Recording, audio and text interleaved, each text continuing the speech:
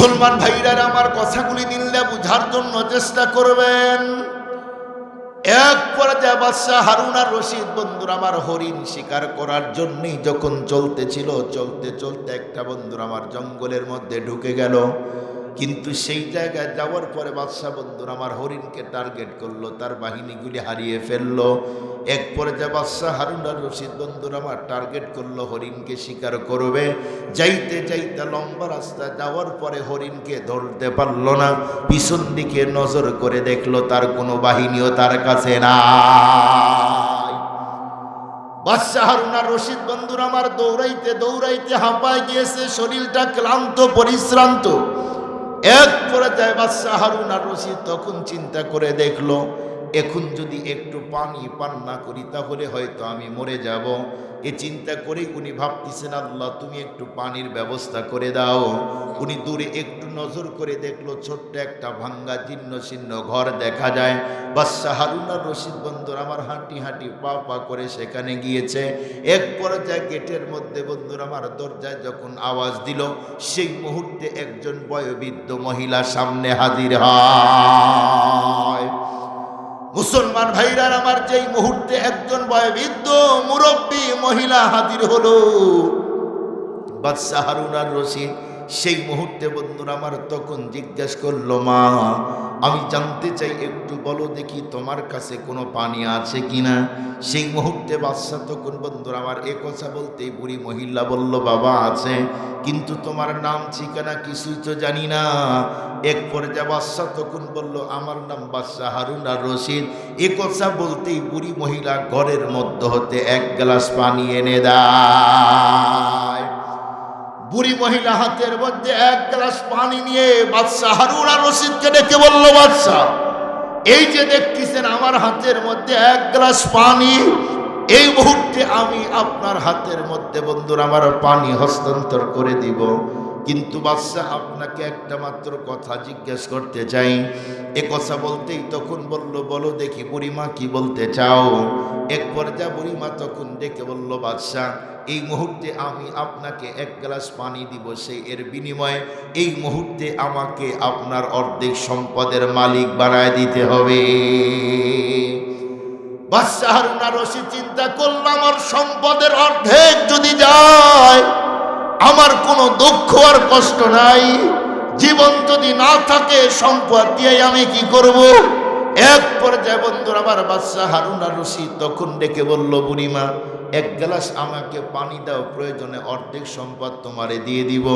এ কথা বলতেই বন্ধুরা আমার বুড়িমা যখন গ্লাসটা সামনে দিয়ে দেয়, বাদশাহ যেই মুহূর্তে বন্ধুরা আমার হস্ত প্রসারিত করে হাতটা আগায় দিল, বুড়িমা সেই মুহূর্তে বন্ধুরা আমার পানির গ্লাস টানতে বলল, বন্ধুরা ডেকে বলল, বাদশাহ এই মুহূর্তে আমি আরো একটা আপনাকে কোশ্চেন করতে চাই। এ কথা বলতেই বলল, বুড়িমা বলুন এমন কি কথা বলতে চান। এক পর্যায়ে বলল, বাদশাহ এই মুহূর্তে যদি আপনি পানি পান করেন, 15 দিন যদি আপনার পেশাবের রাস্তা দিয়ে পানি যদি বের না হয়, যদি পেশাবের বন্ধুরা আমার পেশাবের রাস্তা দিয়ে পানি বের না হয়, আর ওই ডক্টর যদি এই মুহূর্তে আপনাকে বলে অর্ধেক সম্পদ দিলে পেশাবের রাস্তা দিয়ে আমি মেডিসিনের মাধ্যমে ঔষধ দিয়ে এখন পেশাব বের করে দিব, তখন আপনি কি জবাব দিবেন এখন আমি জানতে চাই। বাদশাহ হারুন আর রশিদ বলেন, জীবন রক্ষার জন্য প্রয়োজনে আরো অর্ধেক সম্পদ দিব। বুঝলেন কি আমার কথা? এক গ্লাস পানি পান করবে, তার যত সম্পদ আছে রাজ্যের অর্ধেক সম্পদ বুড়ি মহিলাকে দিবে। পেশাব করার জন্য পানি পান করবে, যদি পেশাবের রাস্তা দিয়ে বের না হয় তাহলে আরো অর্ধেক সম্পদ দিবে। বুড়ি মহিলা তখন বলল, বাদশাহ আপনার সম্পদ নেওয়া আমার টার্গেট না, আপনাকে বুঝাইতে চাই আপনার এত সম্পদের দাম এক গ্লাস পানির সমপরিমাণও না। জিজ্ঞেস করতে চাই, আপনি কি সারাদিন এক গ্লাস পানি পান করেন? বলেন বলেন, এক গ্লাস পানি খান? কয় গ্লাস? কার দেওয়া? আবার বলেন কার দেওয়া? আপনি এই নিয়ামত শেষ করতে পারবেন? এই নিয়ামত কি শেষ করতে পারবেন? প্রশ্নই আসে না। এজন্য আল্লাহ পাক বলেন, ওয়া ইন তাউদ্দু নি'মাতাল্লাহ লা তুহসুহা, আমার কতগুলি নিয়ামত আছে পৃথিবীর কোনো মানুষ গণনা করে শেষ করতে পারবে না। এর মধ্যে শ্রেষ্ঠ দুইটা নিয়ামত, একটা হলো ইসলাম, একটার নাম কি? ইসলাম শ্রেষ্ঠ নিয়ামত। কোনো মানুষ গুনাহ নিয়ে পারে গিয়েছে, শাস্তি হলেও জান্নাত পাবে, কিন্তু ইসলাম নিয়ে যদি না যায় এ মরার পরে কোনোদিন জান্নাতের ঘ্রাণও পাবে না। বড় একটা নিয়ামত আল্লাহ দিয়েছেন, তার নাম হলো ইসলাম। দ্বিতীয় নম্বর আরেকটা নিয়ামত দিলেন, লাকাদ মান্নাল্লাহু আলাল মুমিনিন ইয বাআসা ফীহিম রাসূলা।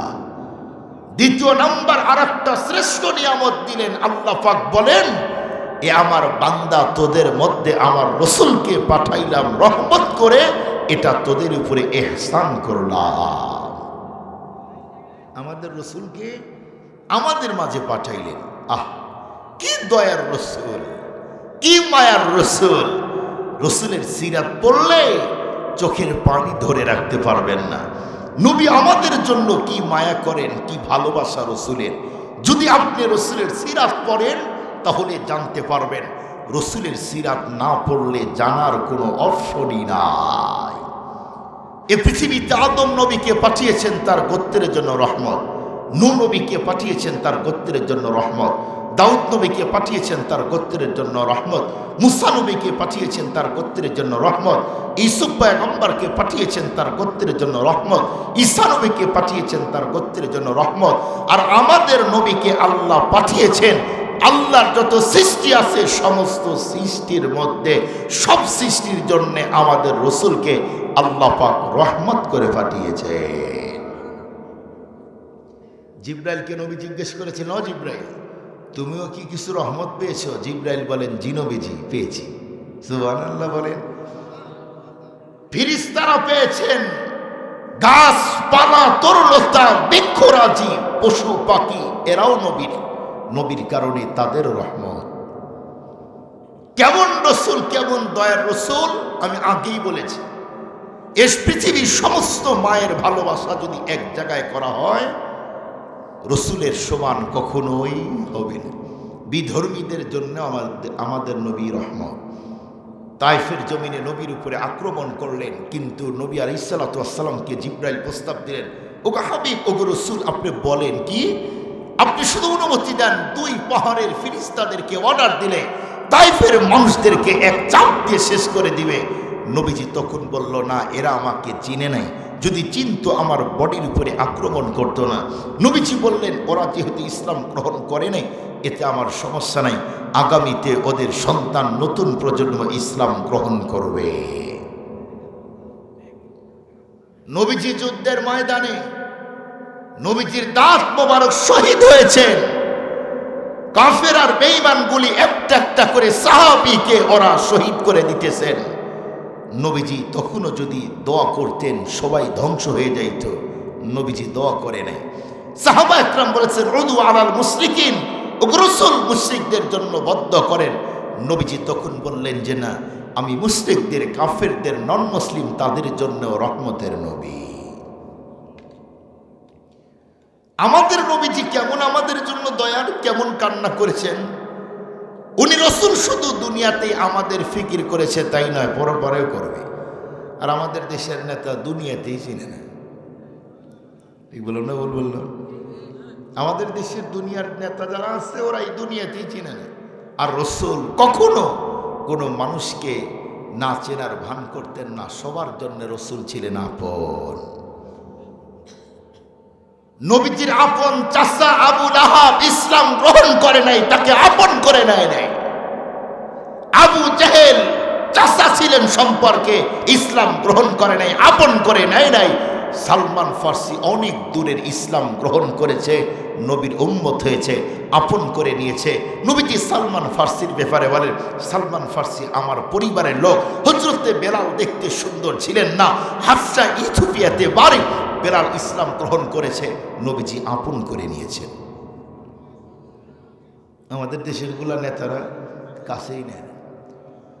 মুসলমান ভাইরা আমার কথাগুলি দিল্লা বুঝার জন্য চেষ্টা করবেন।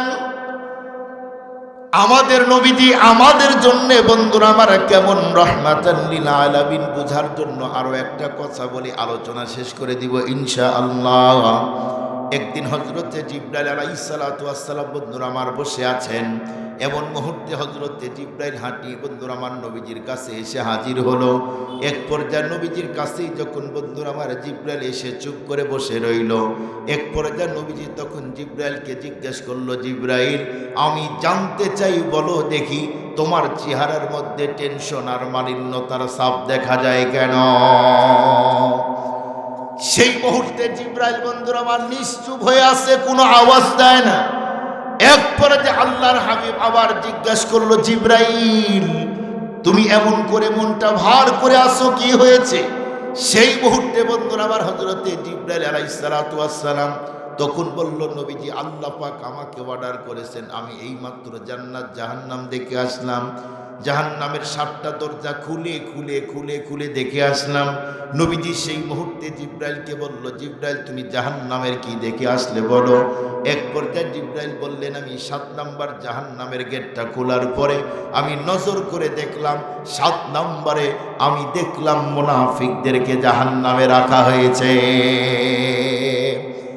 জিবরাইল এরপরে ডেকে বলল, নবীজি আমি 6 নম্বরে দেখলাম যারা মুশরিক তাদেরকে রাখা হয়েছে।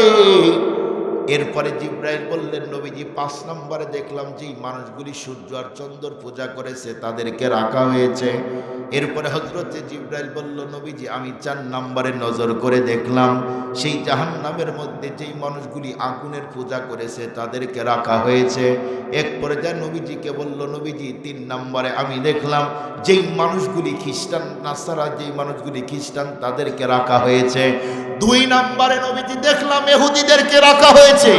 এরপরে আর জিবরাইল বন্ধুরা আমার কোনো আওয়াজ দেয় না, একদম বন্ধুরা আমার জিবরাইল নিশ্চুপ হয়ে গেল।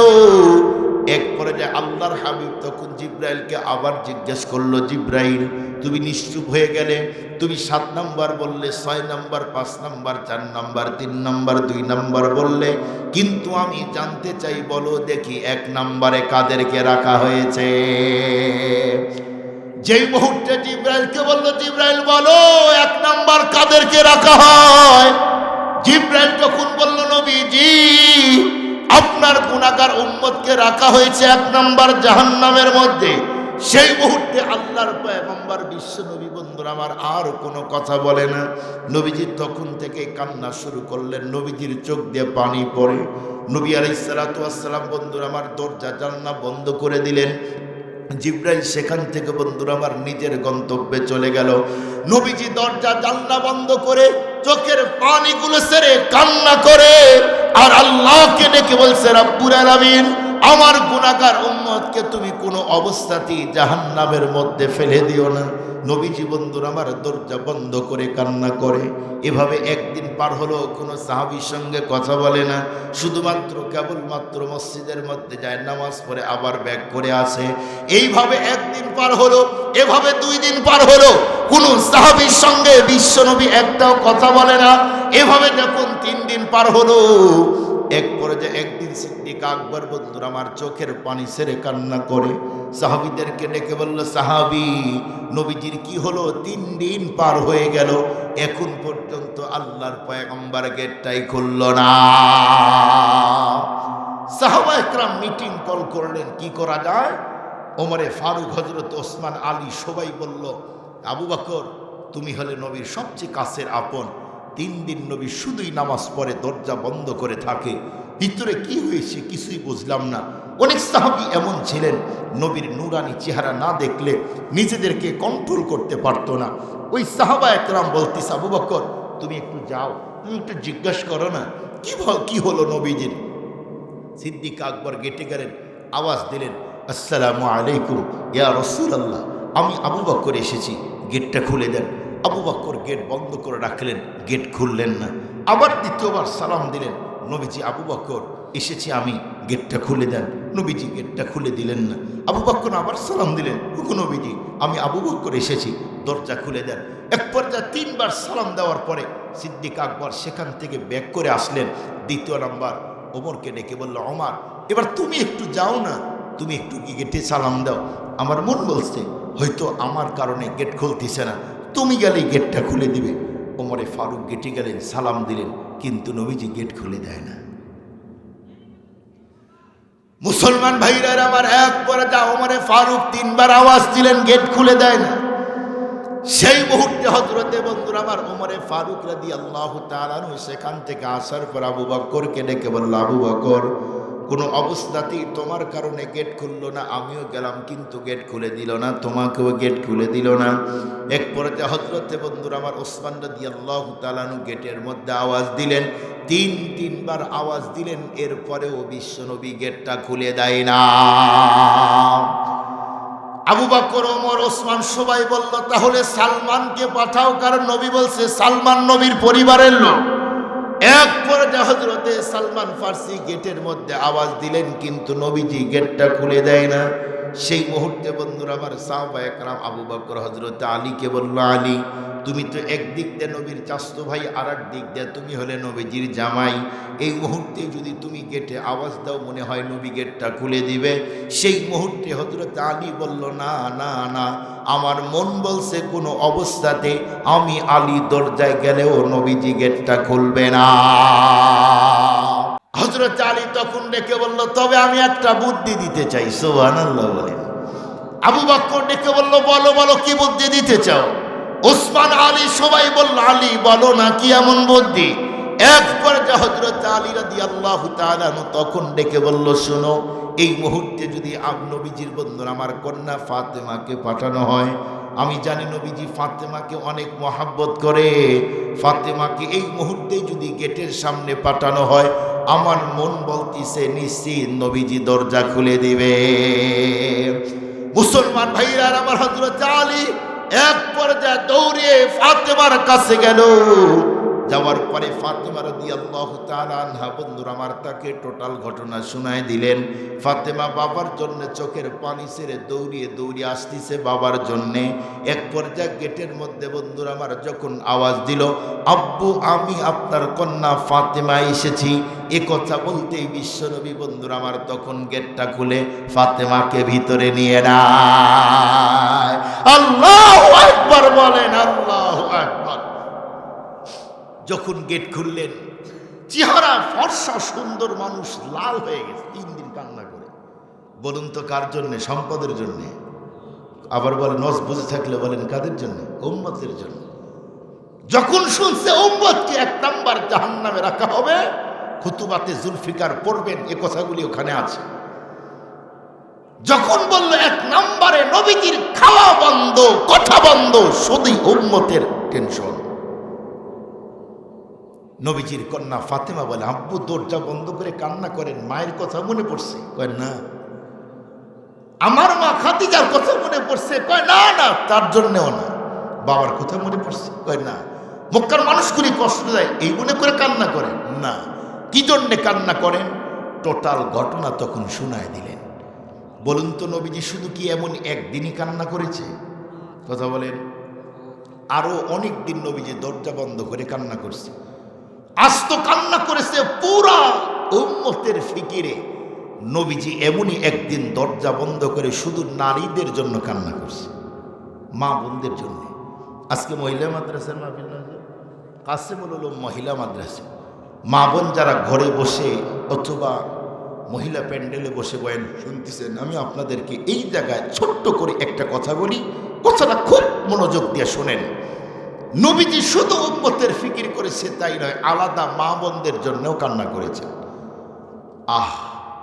এই পৃথিবীর প্রতিটা মুসলিম মা বোন যদি জানতো রসুল দুনিয়াতে আসার আগে তাদের উপরে কি পরিমাণ নির্যাতন হতো, রসুল পৃথিবীতে আসার পরে মা বোনদের মর্যাদা আল্লাহ তাআলা বাড়ায় দিয়েছেন। মা বোনদের মর্যাদা আল্লাহ বাড়ায় দিয়েছেন। অথচ এদেশের কত মা বোন সেই রসুল এবং মোল্লাদের দেখতেই পারে না, জেনে নেই। মোল্লারাই নাকি ওদের ক্ষতি করলো, মোল্লারা আপনাদের সম্মান বাড়ায় দিতে চায়, মোল্লারা আপনাদের সম্মান বাড়ায় দিতে চায়, আর আপনারা নিজেরাই সম্মান কমাইতে চান। আপনাদের চাকরি করার কথা তো মোল্লারা বলে না। কয় মোল্লার স্ত্রী চাকরি করে খায়? কয়জন অফিসে যায়? কেউ যায় না। মোল্লারা বাসা স্ত্রীকে রাখছেন যত্নে, রানী করে রানী। আর তুমি অন্যের ঘরে গিয়েছো, ভাবতেছো আমাকে অনেক টাকা ইনকাম করতে হবে, আমাকে স্টাবলিশড হতে হবে, না হলে তো হয় না। তুমি তখন রানী থাকবা না, তখন হবার চাকরানী। কথা বলেন না কেন ভাই? নবী আলাইহিস সালাম কি মর্যাদা! আল্লাহ তাআলা নবীজির কারণে নারীদের, মা বোনদের ইজ্জত বাড়ায় দিয়েছে। নবী পৃথিবীতে আসার আগে মহিলারা যদি 3 দিন 7 দিন অসুস্থ হয়, বুঝছেন কি আমার কথা? ভদ্র ভাষায় বললাম রে ভাই। মা বোনেরা প্রতি মাসে 3 দিন 7 দিন 10 দিন অসুস্থ হয়, তখন তাদেরকে গরুর ঘরে, এরপরে উটের ঘরে, ঘোড়ার ঘরের মধ্যে রাখা হতো। ওই সময়ের পুরুষেরা স্ত্রীদের কাছেই রাখত না। নবীজি আসার পরে কি করলেন? যে নারীরা অসুস্থ হলে গরুর ঘরে থাকতো, তাদেরকে ওখান থেকে স্বামীর কাছে দিয়ে দিলেন। সুবহানাল্লাহ বলেন। আরো কত শুনবেন? সেই সময় নারীদের সম্পদ বঞ্চিত করা হতো, সম্পদ দিত না। কিন্তু নবী এসে বলল, না, মেয়েদেরও হক আছে, তাদের হক দিতে হবে। শুধু কি তাই? সেই সময় নারীদেরকে যার যেমন মন চায় সে তেমনে ব্যবহার করত। তাকে যতদিন মন চায় ব্যবহার করে, এরপরে বয়স হলে তাড়িয়ে দিত। নবীজি তখন বলল, খবরদার, যদি কেউ কন্যা হয় কন্যা হিসাবে মহব্বত দিতে হবে। নবীজি কি মজার কথা বললেন! কোন বাবা যদি 3টা কন্যা যদি বাবা হয়, কারো যদি 3টা কন্যা হয়, সে আমি নবীর সাথে জান্নাতে থাকবে। বাবাদেরকে দিয়ে দিলেন। স্বামীর কাছে যখন স্ত্রী যায়, এই মেয়েটা যখন বড় হবে, এখন তো এতদিন বিয়ের আগ পর্যন্ত বাবা তাকে লালন পালন করবে, ভালোবাসবে, মহব্বত করবে। যখন বিয়ে হবে, স্বামীকে আল্লাহ লোভ দেখাইলেন, আই ওর কিন্তু হক আছে, নষ্ট করলে পরপারে খবর আছে। ওয়াশিরুহুন্না বিল মারুফ, আল্লাহ কোরআনে আয়াত নাজিল করলেন, স্ত্রীর মন খুশি করে চলবা, ভেজাল যেন না হয়। সুবহানাল্লাহ বলেন। স্বামী নাই, মেয়েটা বুড়ো হয়েছে, আল্লাহ পাক তখন আয়াত নাজিল করলেন, ওয়াকাদা রাব্বুকা আল্লা তা'বুদু ইল্লা ইয়্যা ওয়া বিল ওয়ালিদাইনি ইহসানা। আমার ইবাদতের পরে আমি রবের চূড়ান্ত ফয়সালা, তোমার মা বাবার খেদমত করবা। সন্তানকে বললেন, শুধু তাই না, নবী সন্তানকে বললেন, এই সন্তান, তুই জান্নাতের জন্য পাগল, ওই জান্নাত তোর মায়ের পায়ের নিচে রেখে দিলাম। বলুন দেখি, মা বোনদের সম্মান ইসলাম বাড়িয়েছে না কমায় দিয়েছে? নবী আসার কারণে নাকি নবী আসার আগে?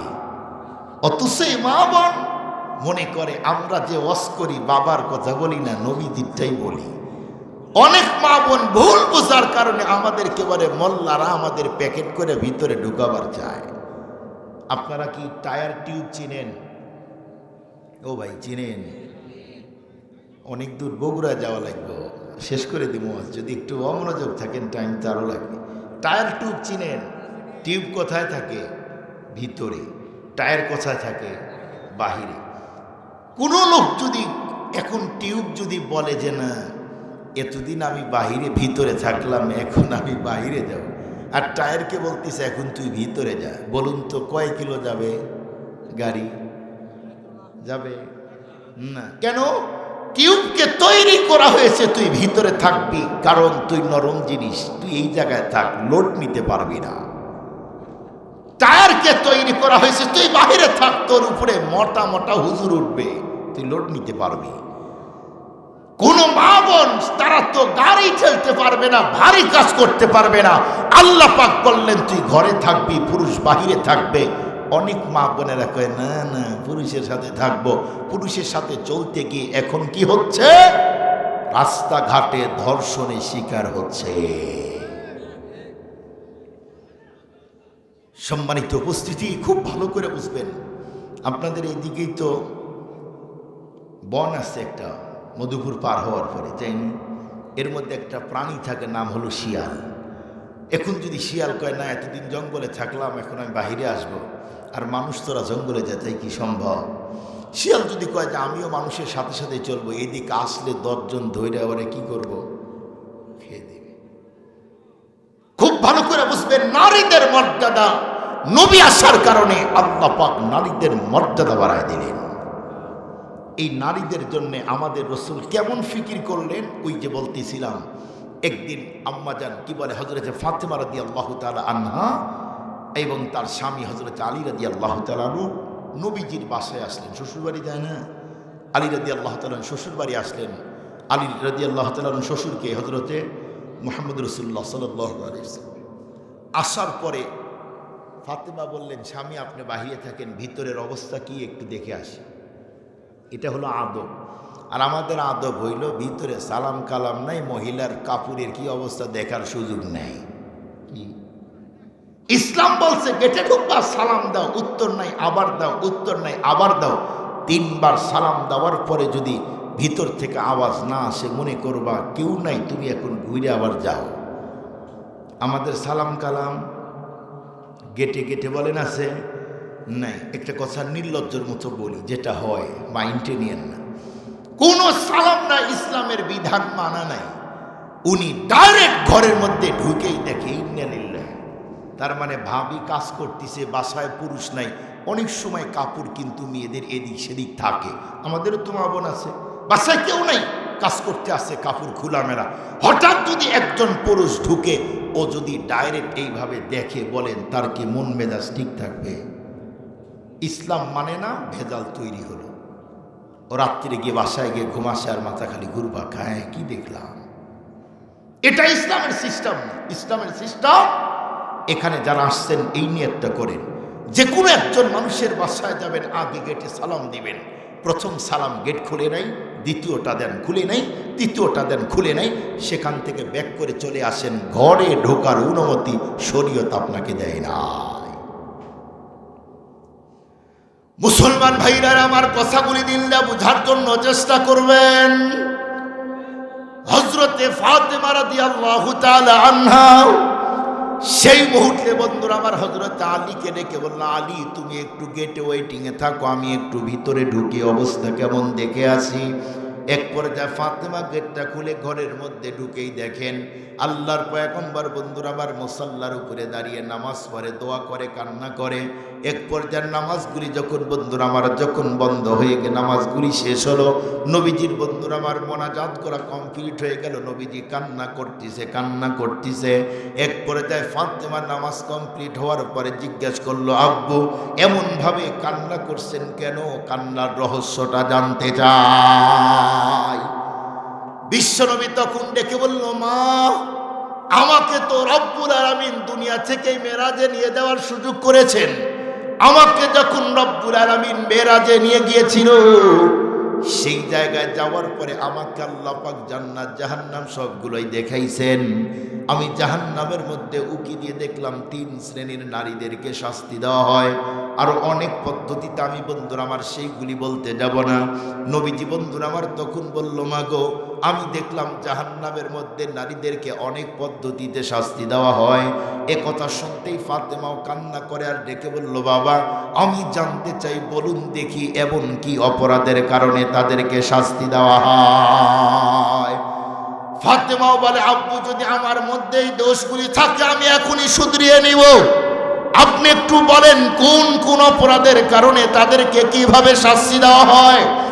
1 নম্বরে বিশ্বনবী তখন ডেকে বলল, ফাতেমা আমি দেখলাম কিছু মহিলার বন্ধুরা আমার চুলগুলি সৈন্যর উপরে উঠায়া তাদেরকে জাহান্নামের মধ্যে এমনভাবে পুরাইতেছে, মহিলাগুলি আওয়াজ দেয়। 2 নম্বরে দেখলাম কিছু মহিলার জিহ্বার মধ্যে বর্ষি ঢুকায়া তাদেরকে জাহান্নামের মধ্যে ঝুলন্ত অবস্থায় পুরাইতেছে, শাস্তি দিতেছে। এরপরে 3 নম্বরে দেখলাম অনেক মহিলা এমন, যেই মহিলার স্তনের মধ্যে বর্ষি ঢুকাইয়া তাদেরকে ঝুলন্ত অবস্থায় বন্ধুরা আমার জাহান্নামের মধ্যে পুরাইতেছে। হযরতে ফাতেমা তখন ডেকে বলল, আব্বু আমি জানতে চাই, বলুন এই মহিলা কারা, এদেরকে এই পদ্ধতিতে কেন শাস্তি দেওয়া হয়। এরপরে যা বিশ্বনবী তখন ডেকে বলল, ফাতেমা যেই মহিলাগুলি তার চুলগুলি খুলে রাস্তার মধ্যে ঘুরেছে তাদেরকে এই পদ্ধতিতে জাহান্নামের মধ্যে শাস্তি দেওয়া হয়। বলুন দেখি, চুল খুলে যুবকদের আকর্ষণ করে রাস্তায় হেলে দুলে ঘোরার চলা, রাস্তায় চলার বোন আমাদের দেশে এখন আছে না নাই? আপনাদের এই অঞ্চলে মনে হয় না, আপনারা তো ভালো আছেন আলহামদুলিল্লাহ।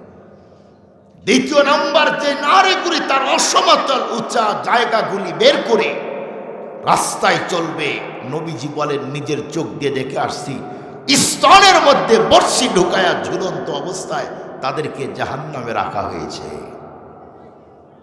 বলুন তো, আপনাকে যদি বলা হয় বসা অবস্থায় হাতটা এভাবে 1 ঘন্টা রাখেন, পারবেন? কথা বলেন না কেন? সম্ভব। 1 ঘন্টা রাখেন দেখেন। বসা অবস্থায় যদি 1 ঘন্টা হাত এভাবে ধরে রাখতে না পারেন, স্পর্শগত অঙ্গ হলো জিহ্বা, জিহ্বার মধ্যে বর্ষি ঢুকায়া ঝুলন্ত অবস্থায় নারীদেরকে রাখা হবে। প্রশ্ন হলো, হুজুর কোন নারী? যেই নারী তার জবান কন্ট্রোল করবে না ওই নারী। বলেন, জবান নোংরাওয়ালা মা বোন আমাদের সমাজে আছে না নাই? আপনাদের এদিকেও আছে। স্বামী বলে ভাত নিয়ে খা, আছে না নাই? স্বামীকে বলে ভাত নিয়ে খা। শ্বশুর শাশুড়ির সাথে সম্পর্ক ভালো না, নোংরা কথা বলে, আছে না নাই?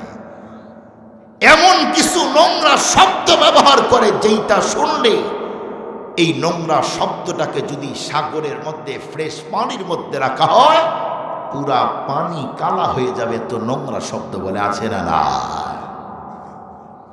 সম্মানিত সুধী, যেই বোন তার স্বামীর সঙ্গে কর্কশ ভাষায় কথা বলে, উচ্চ বাচ্চা আওয়াজ করে, স্বামীর সাথে খারাপ ব্যবহার করে, অবশ্যই এই বোনকে জাহান্নামে পড়তে হবে। তার জিহ্বার মধ্যে বর্ষি ঢুকায় তাকে শাস্তি দেওয়া হবে।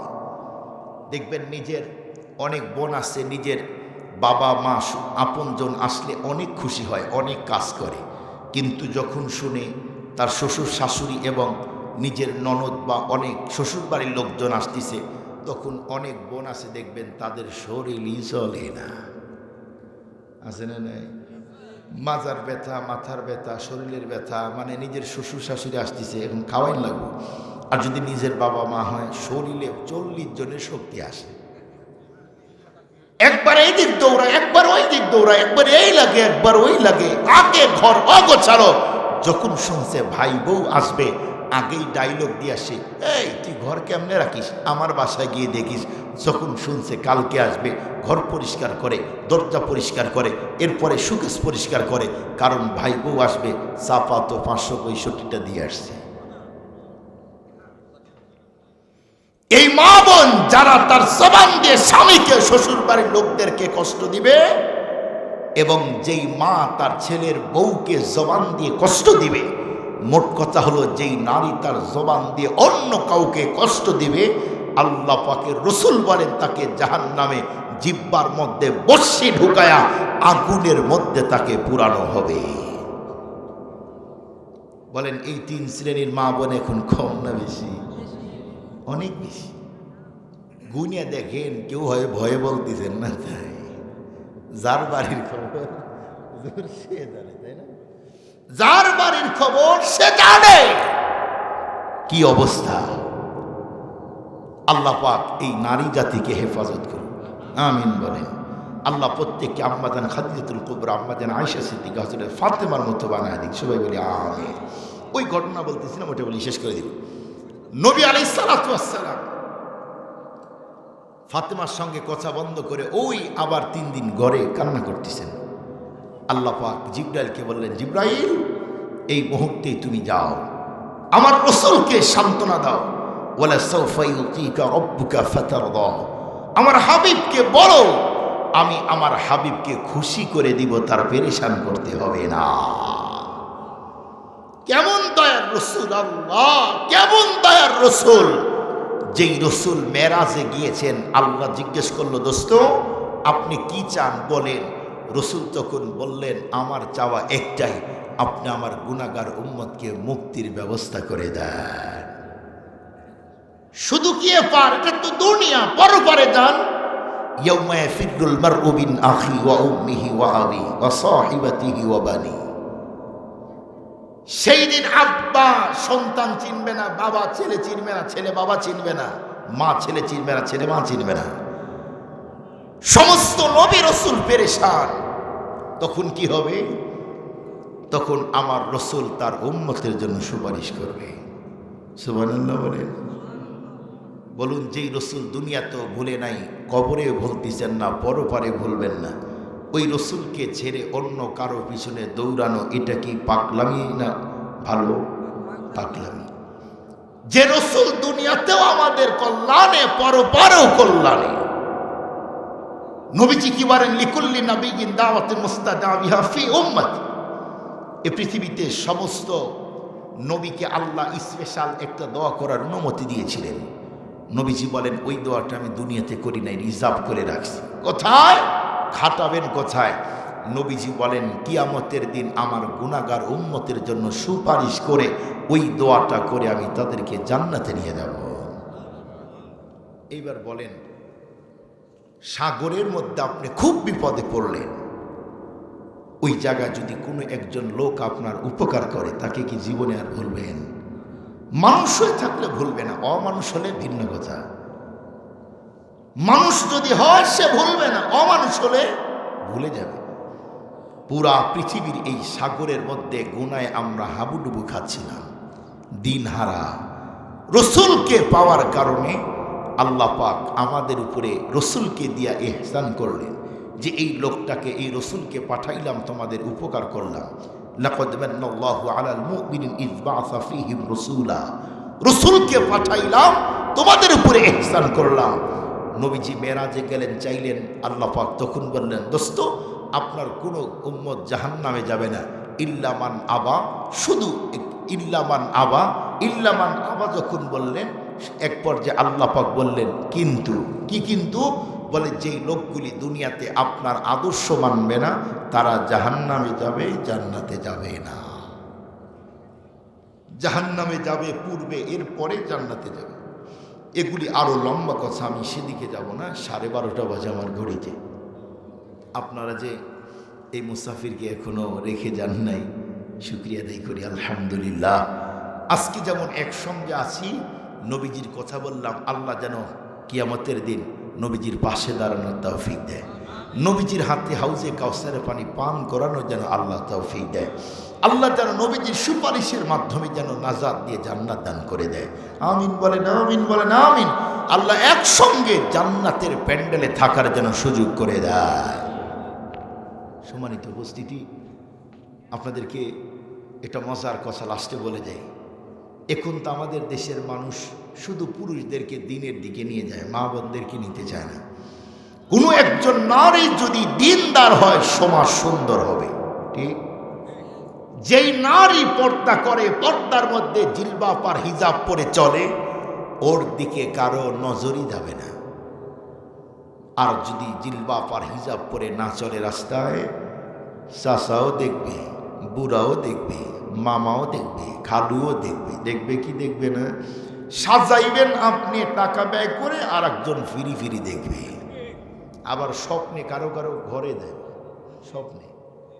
এই জন্য আল্লাহ রসুল বললেন, এই আমার উম্মতেরা, আকারনা ফি বুয়ুতিকুন্না ওয়ালা তাবাররাজনা তাবাররুজাল জাহিলিয়াতুল উলা। তোমরা কিন্তু জাহিলি যুগের নারীদের মতো না। ডাইরেক্ট নবীর স্ত্রীদেরকে বললেন, তোমরা জিলবাব আর হিজাব পরে বের হবে। আজকে আমাদের দেশে দেখেন, যেই মেয়েরা মাদ্রাসায় পড়ে, জিলবাব আর হিজাব পরে বের হয়, খোঁজ নিয়ে দেখেন, আলহামদুলিল্লাহ, বাংলাদেশে যেই সমস্ত মহিলা মাদ্রাসাগুলি আছে, এই মাদ্রাসার মেয়েরা কখনো ধর্ষণের শিকার হয় না। কেন হয় না? কেন হয় না? প্যাকেটের মধ্যে থাকে। কথা বলেন না কেন ভাই? আপনারা বলেন, 20,000 টাকা দিয়ে আমি আর মানে হুজুর আমরা দুইজন মাছ কিনলাম, 20,000, 10,000, 10,000 ভাগ। মাছটা কত বড়? ধরে নেন 10 কেজি ওজনের। এই 10 কেজি ওজনের মাছ যদি আমরা দুইজনে এদিক দিয়ে বের করে নিয়ে যাই, সব মানুষ দেখবে আর বলবে, আল্লাহ কত বড় মাছ। বাড়ির যা বলবে যে, হাই রে, কি দেখলাম, কি দেখলাম, কি দেখছো? বড় মাছ দেখলাম। টাকা থাকলে খাইতাম গো। এই যে মনের মধ্যে একটা চাওয়া। আদম নবী জান্নাতে আসেন, ঘুম থেকে উঠার পরে দেখেন আম্মা জান হাওয়া আলাইহিস সালাতু ওয়াস সালাম। আদম নবী দেখে গো, আল্লাহ এটা কি রে? সামনে আগায় গেলেন ধরতে, নবী কন্ট্রোল করতে পারে নাই। আল্লাহ পাক নোটিশ দিলেন, পয়গম্বর আদম, সামনে গিয়ে দিও না, আগে বিয়ে করো। পৃথিবীর সবচেয়ে বড় আলেম, যিনি আলম ইসলামিক স্কলার, পাকিস্তানের সাবেক চিফ জাস্টিস আল্লামা তকি ওসমানী, উনি লেখেন, উনি বলেন যে পৃথিবীতে প্রতিটা নারী আর পুরুষকে এক, নারী পুরুষের জন্য পাগল, পুরুষ নারীর জন্য পাগল, এই সিস্টেম করে আল্লাহ তৈরি করেছে। নারী পুরুষকে পাইলে আকর্ষণ করবে, পুরুষ নারীকে পাইলে আকর্ষণ করবে, আর যদি মাঝখানে পর্দা থাকে আর কোনো কিছুই হবে